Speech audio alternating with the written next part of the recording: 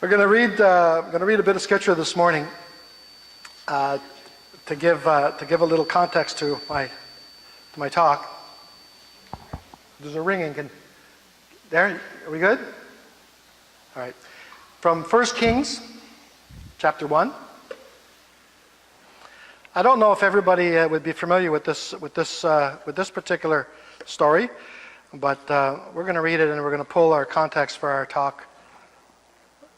We'll begin here. It said, "Then Moab rebelled against Israel after the death of Ahab." I'm going to read about 15 verses, so I won't read all morning, don't worry about it. But I want you to get the context of this whole story. "And Ahaziah fell down through a lattice in his upper chamber that was in Samaria, and was sick. And he sent messengers and said unto them, Go, inquire of Beelzebub, the god of Ekron, whether I shall recover of this disease. But the angel of the Lord said to Elijah the Tishbite, Arise, go up to meet the strangers of the king, go up and meet the messengers of the king of Samaria, and say unto them, Is it not because there is not a God in Israel that you go to inquire of Beelzebub, the god of Ekron? Now therefore, thus saith the Lord, Thou shalt not come down from that bed on which thou art gone up, but shall surely die. And Elijah departed. And when the messengers turned back unto him," that's the king, "he said unto them, Why are ye now turned back? And they said unto him, There came a man up to meet us, and said unto us, Go, turn again unto the king that sent you, and say unto him, Thus saith the Lord, Is it not because there is not a God in Israel that thou sendest to inquire of Beelzebub, the god of Ekron? Therefore, thou shalt not come down from that bed on which thou art gone up, but shalt surely die. And he said unto them, What manner of man is he which comes up to meet you, and told you these words? And they answered him, He was an hairy man. So he's probably good looking.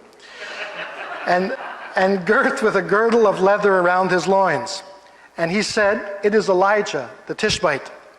Then the king sent unto him a captain of 50, and he's 50. So a captain with his 50 soldiers. And he went up to him, and behold, he sat on top of a hill. And he spake unto him, Thou man of God, the king has said, Come down. And Elijah answered and said to the captain of 50, If I be a man of God, then let fire come down from heaven and consume thee and thy 50. And there came down fire from heaven and consumed him and his 50. Again also he sent unto him, the king sent to Elijah, another captain of 50 with his 50. And he answered and said unto him, O thou man of God, thus hath the king said, Come down quickly. And Elijah answered and said unto them, If I be a man of God, let fire come down from heaven and consume thee and thy 50. And the fire of God came down from heaven and consumed him and his 50. And he sent again a captain of the third 50 with his 50. And the third captain of 50 went up and came and fell on his knees before Elijah and besought him, and said unto him, O man of God, I pray thee, let my life and the life of these 50 thy servants be precious in thy sight. Behold, there came down fire from heaven and burnt up the two captains of the former 50s with their 50s. Therefore let my life now be precious in thy sight. And before Elijah could say anything, and the angel of the Lord said to Elijah, Go down with him, be not afraid of him. And he arose and went down with him unto the king. Now, I wasn't that familiar with the story myself, I am more familiar with the offerings to Baal when he told the prophets of Baal, pour water on it and pour some more, and they called down fire, and nothing happened, and he was mocking them, saying their God must be sleeping, or maybe he's hard of hearing, and all that stuff, right? And then he called down fire from heaven. So that's the story I think about when I think about calling down fire from heaven. But this is completely different. I mean, when you stop and just think about what happened here, 110 soldiers were killed. It's 110 soldiers, or 102 rather, two captains and two groups of 50 soldiers. So that's 102 families, 102 widows, 102 families of orphans. There was a lot of people that were potentially affected by this. It was very, very dramatic. Elijah was flexing, as it were, his muscles. Now, no doubt this wasn't the only choice that Elijah had that day. Surely God could have protected Elijah like he did Daniel against the lions. And when Daniel was in the lions' den, even though the lions roared and were hungry, they couldn't hurt him. So surely God could handle the situation that way. Or when you stop and think about Shadrach, Meshach, and Abednego in the fiery furnace, even though the fires raged all around them, they were not affected. They were not burned by the fire. They didn't even smell of smoke. So surely, even though a group of 51 soldiers were raging all around, God could have protected Elijah. But no, he called down fire from heaven and had those 102 men killed. Now, I don't know about you, but that does not sound very godly to me. It does not sound what I would think a man of God would do. That was not the time that I was living in. I'm reading about it now, and it certainly doesn't strike me as what a man of God would do. Now, obviously, some pretty important people in the Bible don't agree with me. James and John, for instance, don't agree with what I just said, because we read in Luke chapter 9, another little story, just a verse here, and it says, as the time approached for him, that's Jesus, to be taken to heaven, Jesus resolutely set out for Jerusalem.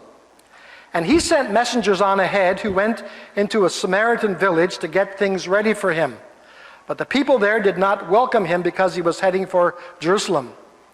Now, you know what James and John had read in their devotions that morning, or maybe the morning before. You know what they had read, because when the disciples James and John saw this, they asked, Lord, do you want us to call down fire from heaven to destroy them? Right? But Jesus turned and rebuked them. Then he and his disciples went to another village. Now, they could have, right? Theoretically, they could have. I'm thinking that the Lord himself would have more authority than Elijah, a prophet. But the Lord operated differently. And when I say that Elijah didn't seem to be acting like a man of God, is because when I think about acting godly, I tend to think about what would Jesus have done? What's Jesus' response to confrontation? What's Jesus' response to difficult times? Well, he just simply went to another village. Because he wasn't looking for a big publicity stunt, not like our world today, right? He wasn't looking for a show, and he wasn't really looking to pick a fight.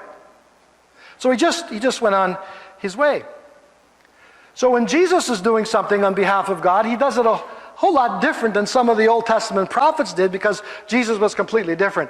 We see when Jesus is going to do a miracle, he's talking to the Samaritan woman, and he wants to minister to her. He does it where? In the limelight? On 6 o'clock news? When the cameras are rolling? No. He does it in Samaria, where he wasn't known. They didn't know who he was, because the Samaritans had nothing to do with the Jews. He was there, he was talking to a woman that didn't even know who he was. As a matter of fact, his disciples weren't even there to see it, because they had gone into town to get some food. So the Samaritan woman said, well, why are you talking to me? And Jesus said, can I have some water? And she said, well, how are you going to get water? You don't even have a bucket. He says, no. He said, if you knew who was asking you for water, you would ask me for living water. See, that's how he operated. He wasn't trying to raise a high profile when he did his miracles. Many times we've seen him in the New Testament. He would heal somebody and he would say, now go and don't tell anybody about this. And they go, what? I figure I'm at least good for a spot on CNN with this. He said, no, don't tell anybody about it. Cast the devil out of somebody. He says, just go home and just live your life. Just don't tell anybody that I did this for you. See, he was not trying to be in the limelight. He was just being who he was. No show, no publicity, just helping a woman at the well. We don't even know what her name was. You see, Jesus was not a showman. Jesus is not, as they say way down south in Texas about people who have cattle farms. Now, we drive by a lot of fields with cows in them up here in Prince Edward Island, but down in Texas and out west too, you have large ranches. And some of the ranchers, they like to exaggerate how many cattle that they own. And so it's an expression down in south, all hat, no cattle. Right? He's all hat, no cattle. In other words, he looks the part, but he's not the real deal. Well, Jesus is not trying to do that at all. Matter of fact, in the first miracle that Jesus performed, we read in John when Jesus changes the water into wine. And listen to this, I want to point something out here and see if you can catch this tone, if you can. On the third day, a wedding took place in Cana in Galilee. Jesus' mother was there. And Jesus and the disciples had also been invited to the wedding. When the wine was gone, Jesus' mother said to him, "They have no more wine." And Jesus looked at his mother and said, "Woman, why are you involving me? It's not my time." He says, "Mom, this isn't my time. This is not the right time." And what does his mother do? She completely ignores him and she turns to the servant. She says, "Whatever he says, just do it." So he's not going to cross his mother, right? Like, he's not going to do that. So his mother said to the servants, "Whatever he tells you, do." Nearby stood 6 stone water jugs, the kind used by the Jews for ceremonial washings, so they were large, each holding from 20 to 30 gallons. Jesus said to the servants, "Fill the jars with water." So they filled them to the brim. And he told them, "Now draw out and take some to the master of the banquet." That was it. I seen some guy on TV, and he's going to escape from. He's going to escape underwater. He's bound and gagged and he's chained, and it's a whole half-hour show. Come on, get this over. And the actual thing takes like 20 seconds, and it's nothing. Jesus is turning water into wine. He says, "Fill them up. Now bring some to the owner." Right? "Now draw some and take it to the master of the banquet." They did so. And the master of the banquet tasted the water that had been turned into wine. Here's the key. He did not realize where it came from, though the servants who had drawn the water knew. Then he called the bridegroom aside and said, "Everyone brings out the choice wine first, and then the cheaper wine after the guests have had too much to drink. But you have saved the best until now." That's just like the way he works.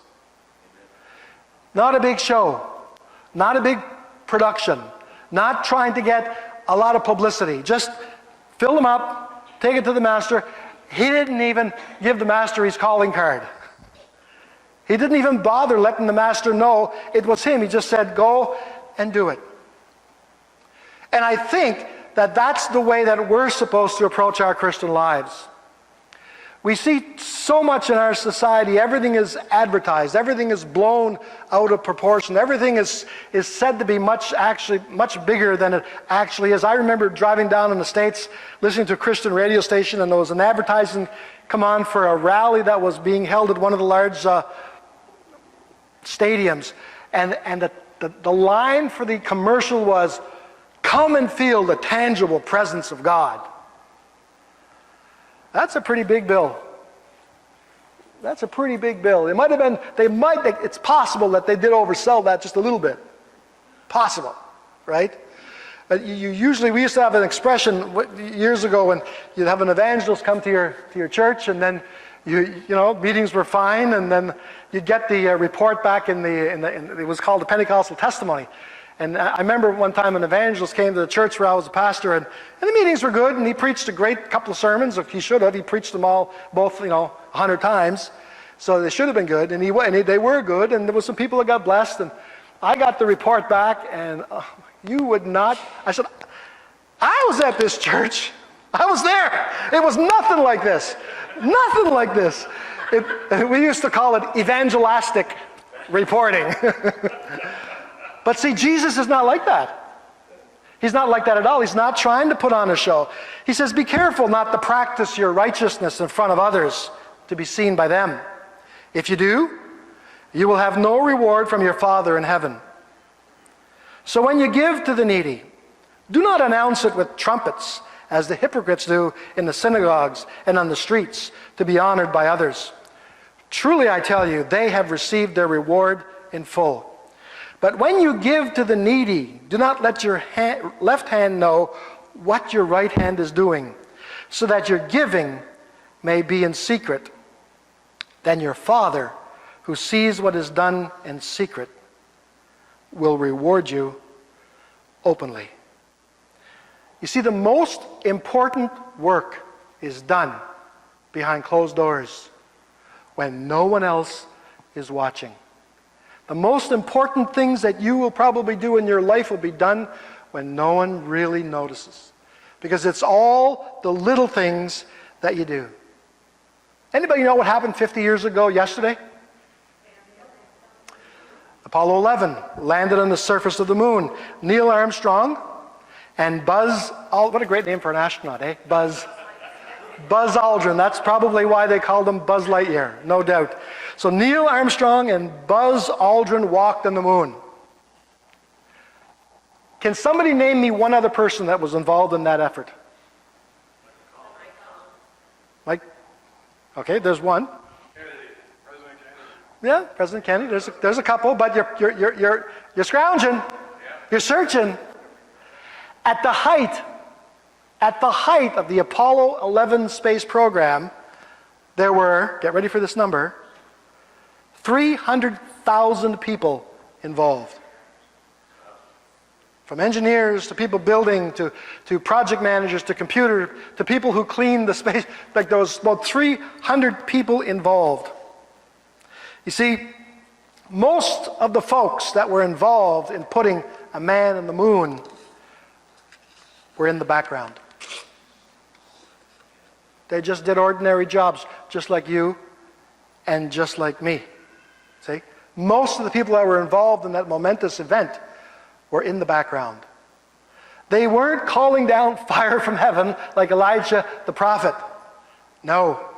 They were just doing something when nobody else was looking or recording or watching. And most of them never got interviewed on television. Most of them never personally met Walter Cronkite and were interviewed by him. But they were integral to what happened. Something like the story of David and Goliath. That rings true to that in my mind. In Samuel we read this. When they arrived, Samuel saw Eliab and thought, surely, and now the prophet is there and he's going to pick the anointed one that's going to go and face the giant. He said he saw Eliab and thought, surely the Lord's anointed hands stand here before me. But the Lord said to Samuel, do not consider his appearance or his height.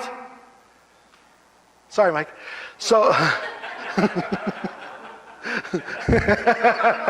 is the only chance I get to pick on Mike McGagan.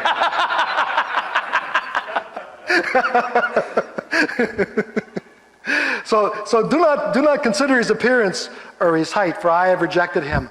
The Lord does not look at the things people look at. People look at the outward appearance, but the Lord looks at the heart. Then Jesse called Abinadab and had him pass in front of Samuel. But Samuel said, then the Lord has not chosen this one either. Jesse then had Shammah pass by, but Samuel said, nor has the Lord chosen this one. Jesse had 7 of his sons pass before Samuel, but Samuel said unto him, the Lord has not chosen these. So he asked Jesse, "Are these all the sons you have?" "They're still the youngest," Jesse answered. "He's over tending sheep." Samuel said, "Send for him. We will not sit down before he arrives." Tending sheep. That's like just one step up from tending pigs, right? Right? You're stepping in stuff that's smelly, right? They're dumb. Pigs are probably smarter than sheep, actually. No doubt. You see? So where is he? Where is he? He's the youngest. He's off tending sheep. Have you ever felt like that? Have you ever felt, "Lord, all I'm doing here is tending sheep, but I want to slay giants for you. Why am I tending sheep? Why am I here doing something that's obscure? We're a lot like James and John and Elijah. We want to call down fire from heaven." Right? Because that's our nature. We want to do something great and grand because that's how we judge things, is how we see. What we see the result is. We see the big event. But God says, no. The one I'm going to use is the youngest one. The one I'm going to use is the smallest one. The one I'm going to use is out in the back field, and he is tending sheep. Because you see, when God asks us to do stuff, when God asks us to serve him, he says this, "And if anyone gives even a cup of cold water to one of these little ones who is my disciple, truly I tell you, that person will certainly not lose his reward." And just so you might not think that, "Well, Lord, I don't have much to offer." That's fine for Bob to say that, but I really don't have much for offer. Well, let's just look over in Luke chapter 21. "And he looked up and saw the rich putting their gifts into the treasury. And he saw also a certain poor widow putting in 2 mites. So he said, Truly I say unto you that this poor widow has put in more than them all. For all these out of their abundance have put in offerings for God, but she, out of her poverty, put in all the livelihood that she had." Back to what happened yesterday, 50 years ago. Right after Neil Armstrong as Neil Armstrong was stepping onto the lunar surface, he said these words, and everybody here knows them. "That's one small step for man, one giant leap for mankind." Everybody knows that. Anybody know what he said under his breath after he said that to himself? He said, "Wow, that was just like drill." Just like drill. Because he had done it 1,000 times before. A mock-up lunar module, and he had his full suit on and stepping down to make sure that he could do it and the suit would work. He did it on land. He did it on rocky terrain. He did it underwater to replicate the effect of lesser gravity on the moon. He did it many, many, many times. Matter of fact, there's an expression, "Do it in drill, and you'll do it in life." He said, that's one small step for man, one giant leap for mankind. And then he said, wow, that was just like drill. So here's the important point. It was a small step for Neil Armstrong because he had the resources, the skills, and the years of training behind him. I can't even go on a real fast ride at Disney without getting sick. Right? Never mind flying strapped to a rocket to the moon. It wouldn't work for me. I wouldn't last. But he had the training and the skill and the resources behind him. For him, it was just a small step. For us, it would be impossible because we're not trained for that. We don't have the skills for that. We don't have the experience for that. Back to our story about David. David said to Saul, let no one lose heart on account of this Philistine. Your servant will go and fight him. It's David talking now. The guy that was minding sheep. Right? Saul replied, you're not going to go out against this Philistine and fight him. You're only a young man. And he has been a warrior from his youth. But David said to Saul, your servant has been keeping his father's sheep. You see, while you're in your own life and you're minding your own sheep, okay? Right? And they say mind your own beeswax? Well, mind your own sheep. While you're minding your own sheep, you don't realize it, but you're being trained for a bigger opportunity. You don't even realize that's happening. But if you're getting really good at doing what you do, if you get really good at being where you are, if you get really good at using the resources that God has already given to you, you don't even realize it sometimes, but you're being trained for the next step. Because David said to Saul, your servant has been keeping his father's sheep. When a lion or a bear came and carried off a sheep from the flock, I went after it. I stuck it and rescued the sheep from its mouth. When it turned on me, I seized it by the hair, struck it, and killed it. Your servant has killed both the lion and the bear. This uncircumcised Philistine will be like one of them, because he has defied the armies of the living God. The Lord, who rescued me from the paw of the lion and the paw of the bear, will rescue me from the hand of this Philistine. So while you're tending your own sheep, you're being trained for the next thing. Don't lose heart about that, for sure. Saul said to David, go and the Lord be with you. Then Saul dressed David in his own tunic. Oh, he's putting on the king's armor. He's looking real good. We want to make you look good, David. We've got to put on a big show here. We've got to make this look really impressive. Because when you stand in front of Goliath, like as if the show was going to do something, right? So then Saul dressed David in his own. Isn't that just the way things are today? How many times have you stood in line at a fast food restaurant and looked at that Big Mac? That Big Mac looks pretty good. I'm going to order that. And some teenager that doesn't want to be there slaps it together and plops it down in front of you, and it's all twisted over, and it's been under a heat lamp, and the meat's all curled up. That don't look like that. I want that. I'll pay $2 for that. I don't want that. But that's just the way we are. We dress it all up, right? Not God. Not God. See, he put a coat of armor on him and a bronze helmet on his head. David fastened on his sword over the tunic and tried walking around because he was not used to them. I cannot go in these, he said to Saul, because I'm not used to them. So he took them off. Then he took his staff in his hand, chose 5 small smooth stones from the stream, put them in the pouch of his shepherd's bag, and with his sling in his hand approached the Philistine. You see, he used what he had. He used the gifts that he already had. He used the talents that he had developed. He used the skill that he'd nurtured in doing what he was doing, and all it was minding sheep.